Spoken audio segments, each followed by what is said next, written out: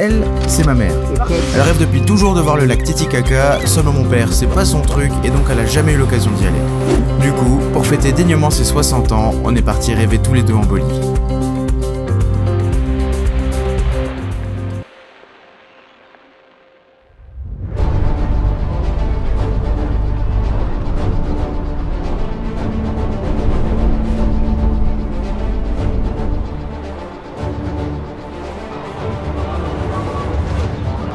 Hamburguesita. C'est important la valise. Ça ne sera pas.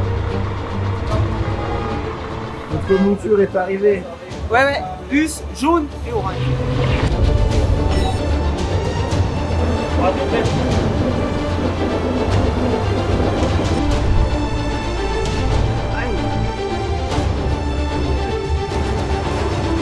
Ça ressemble un peu à la première classe en avion. Ça va être compliqué ces prochains jours.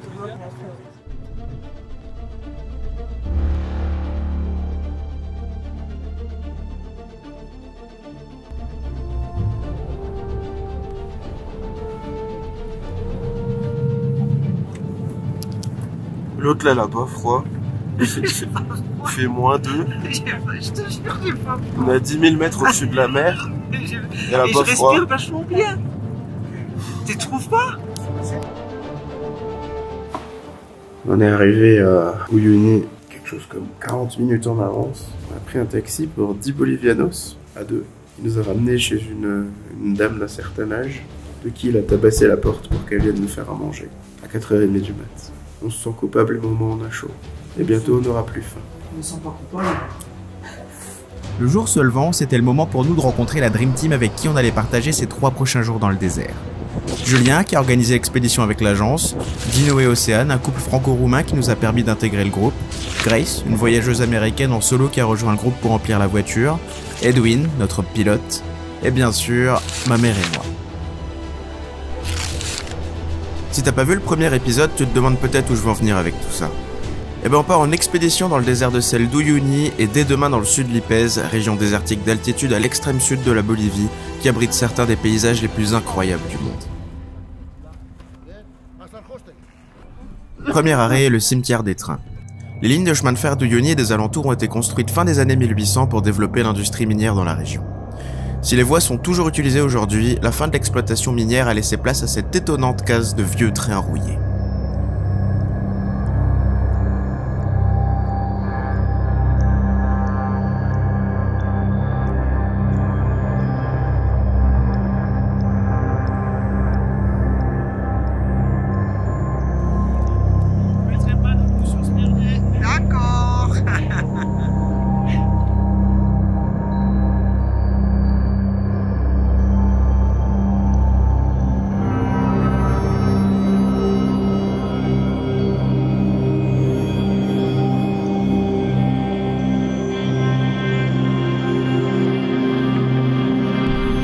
On a alors directement attaqué les choses sérieuses, le Salar d'Uyuni. C'est un des endroits les plus extrêmes du monde, 10 000 km² de sel même pas comestible en l'état, très sec et en altitude. Même les animaux n'ont pas réussi à s'y faire une place. Il pleut presque jamais et les seuls points d'eau sont saturés en sel. Le soleil te brûle la peau d'en haut et la réverbération te brûle la peau d'en bas. C'est le genre d'endroit qui te fait oublier la force de la nature et qui te fait rencontrer l'impitoyabilité de la physique. Sans nos 4x4, on crèverait la gueule ouverte ici.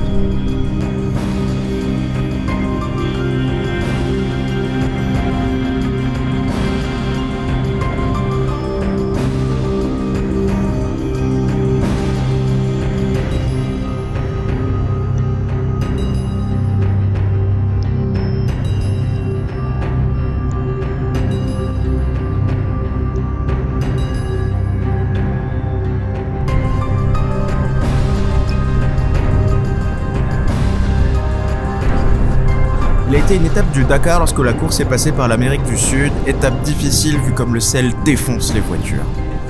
Et c'est beau, c'est vraiment très beau. Enfin bref, c'est un endroit comme je les adore. Para la persona vegetariana, ¿quién es vegetariano? Sí, yo. Tú, para usted. Es autoservicio, amigos. Pueden almorzar, amigos. Et je t'ai un peu menti avant, il y a quand même un peu de nature qui a survécu au cœur du Salar. C'est l'île des insolents cactus qui se rient du désert, qui sont là, au milieu de rien.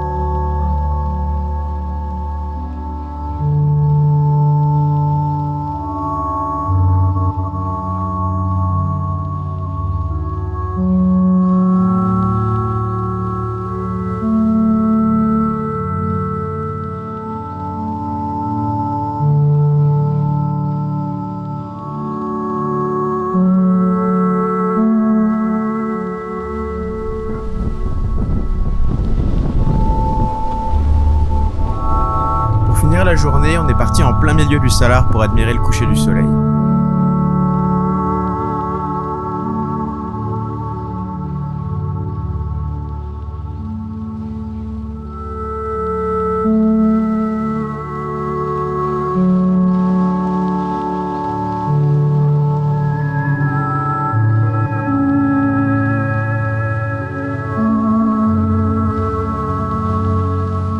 On aurait bien aimé rester jusqu'à la fin du coucher du soleil en question, mais Edwin voulait pas rouler la nuit. D'un côté, je le comprends, mais de l'autre, on le paye pour ça. Donc, ouais.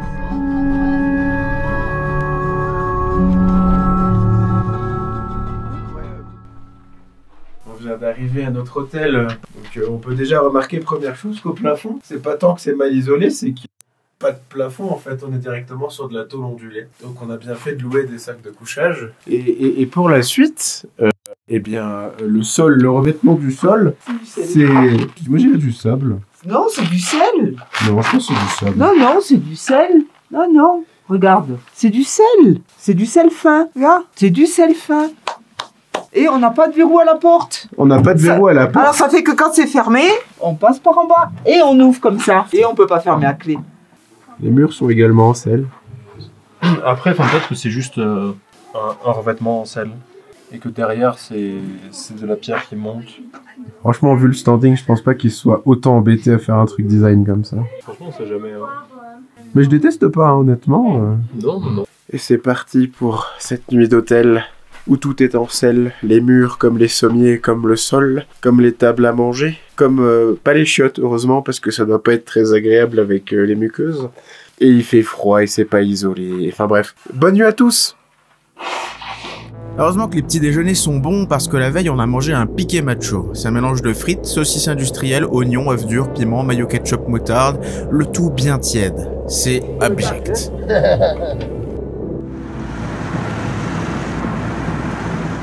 Le plan de cette journée à travers le sud Lipèze était simple. Rouler de paysage spectaculaire en paysage spectaculaire en passant par des routes spectaculaires avec une équipe, je te le donne en 1000, spectaculaire.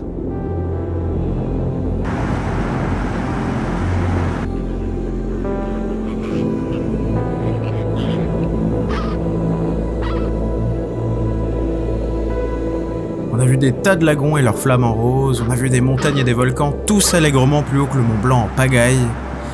Et je me suis fait attaquer par un monstre à deux têtes. Pas grave.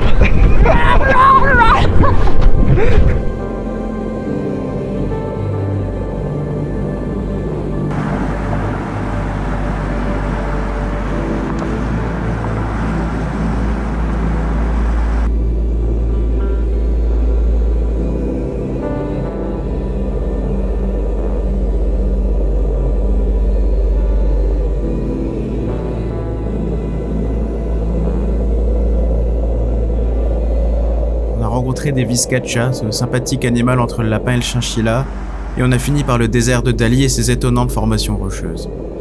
J'aurais aimé de faire des plans drones de tout ça, mais il y avait un vent à arracher les arbres. Partout.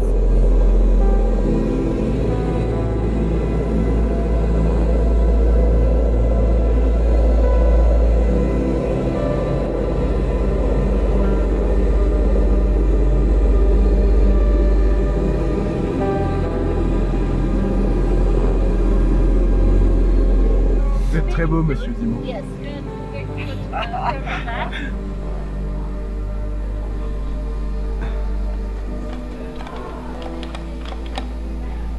C'est incroyable dans ce système D. Ça me fait beaucoup. Il est trop bien l'hôtel. Et la petite vue de dehors.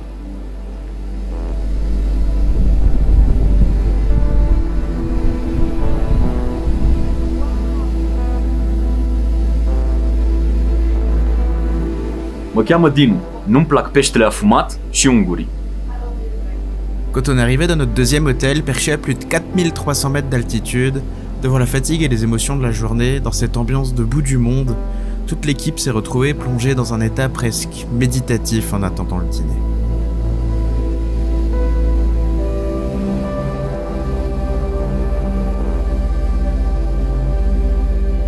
Bonjour, on se pèle les miches ici. Merde. Une fois le dîner servi, on s'est retrouvé confronté à une nouvelle épreuve. La bouteille de pinard. Bon appétit, Shimon. Shalom. Après on dit que les Roumains c'est pas des Roms. Comment t'as fait pour enlever la ferraille? Écoute, la ferraille, c'est... Je m'y connais. Ah bon? Oh, je te jure, c'est impossible. Oh, mais je tu vois, genre. Mais il est là, Edwin.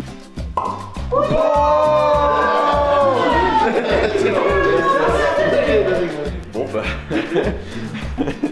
La finasse. Great, thank you, Edwin. Lendemain matin, réveil à 4 h pour aller voir les geysers au lever du soleil. La nuit était bonne les enfants?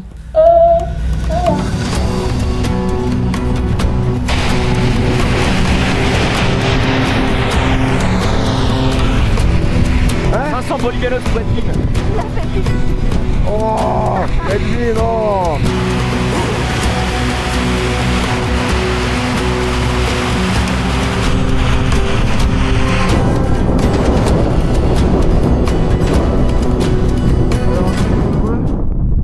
J'ai l'impression que c'est très beau. Je viens de sortir mon village et je trouve que c'est magnifique. Vous avez fumé quoi là? Vous avez fumé du geyser ou quoi?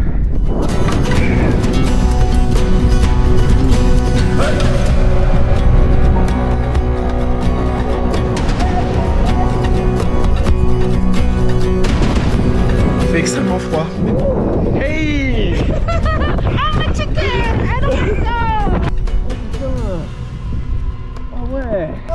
Putain que c'est bon! Oh que c'est bon! Alors, qu'est-ce que t'en penses? Ouais, moi je dirais que c'est le paradis. Oh, c'est génial. Est-ce que t'aurais cru que je fasse des trucs pareils? Bon, franchement, Moi pas. Moi pas. Moi pas. Alors Julien, déjà merci d'avoir organisé ce tour. Hein. Bon, c'était compliqué. Hein. Bah t'es sorti de ton hôtel et t'es allé voir l'agence à côté. Ouais, j'ai marché 5 mètres et j'ai dit bonjour, si vous avez un truc, ils m'ont dit oui. Enfin. Après cette pause thermale bien méritée, on était reparti pour une demi-journée de paysage extraordinaire.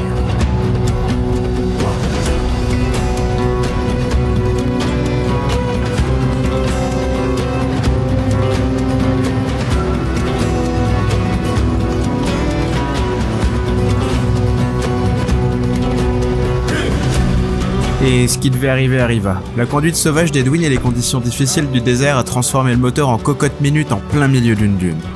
On a pu compter sur Edwin et l'aide de son pote de la voiture d'en face pour remettre le 4x4 en marche. Ces conditions, elles ont aussi été dures avec ma mère. J'avais l'impression qu'elle était au bord du malaise, on a d'ailleurs tous eu peur pour elle dans la voiture. Heureusement, après le déjeuner et une bonne réhydratation, elle était de retour, prête à la charge. Ça va mieux? T'as vu papa, je m'en occupe bien. Après le repas, il nous restait plus qu'à voir la Laguna Negra, censée être la plus belle de toutes. Elle était belle, mais elle cassait pas 3 pattes à un flamant rose. On était un peu déçus. On s'est fait entourlouper. Oh, enculé. Océane, elle a dit Arrête! Il y a la YouTube monnaie maman. Ah, la fumée, ça va être démonétisé là. On a pour finir éclaté un pneu avant de rentrer se reposer dans un hôtel, chauffé cette fois, pour se remettre de tout ça.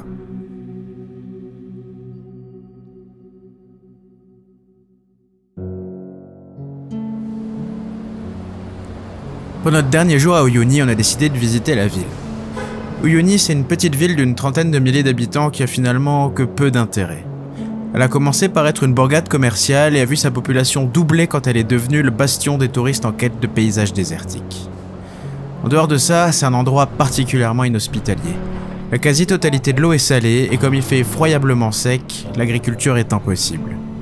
Si la population continue de croître, c'est aussi pour permettre l'extraction du lithium dont le Salar est l'une des plus grandes réserves du monde, ce qui permettra la funeste expansion de l'électrification du parc automobile européen.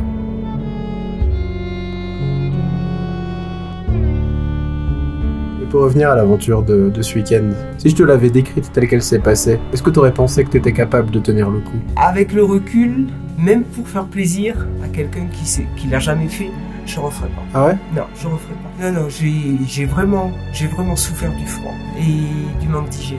Mais rassure-toi, elle a adoré le trip quand même. Cet après-midi-là, on était retourné au cimetière des trains à pied pour en profiter sans l'afflux de touristes. mais ça va sans dire que ça lui donne une ambiance encore bien plus sinistre et fantomatique. Et cet après-midi-là, on s'est un peu pris la tête avec ma mère. Je vais pas te faire de dessin, mais à ce moment-là, j'avais un rendez-vous au bureau pour envoyer un fax à la Lyonnaise des Eaux. On a marché un peu, on a pris un taxi, et ma mère s'est obstinée à faire tourner le taxi qui connaissait pas notre hôtel, alors qu'il fallait juste aller tout droit. Moi, en fait, il fallait juste que je cours aux chiottes, tu vois. Du coup, j'ai pas été très diplomatique et je l'ai vexé.